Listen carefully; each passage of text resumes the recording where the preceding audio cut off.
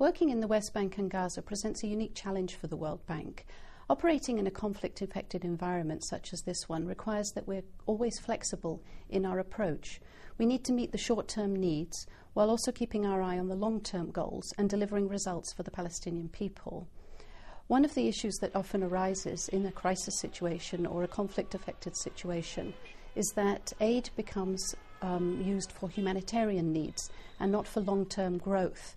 So we have this constant tension between meeting the short-term needs while keeping our eye on the long-term, which is what will build sustainability.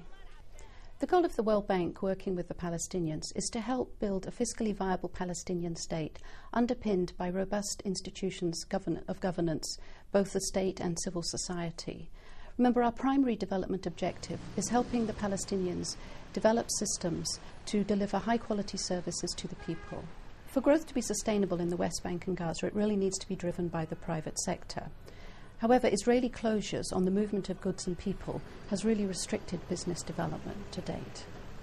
We in the World Bank are analysing the restrictions and also the sources of growth for the private sector going forward, with a hope to put forward recommendations on policies to really build that part of the economy. Another critical area for a viable state is good governance. We are working with the Palestinians to look at some of the issues in this area.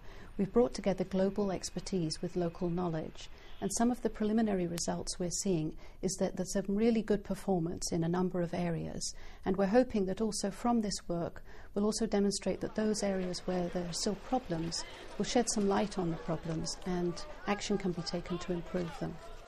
I last worked in the region over 13 years ago, and coming back now is a real privilege. Clearly the challenges are enormous that we face. However, what I've been struck by, even in the short time since my return, is the tremendous capacity and commitment of the Palestinian people, even under the most adverse conditions.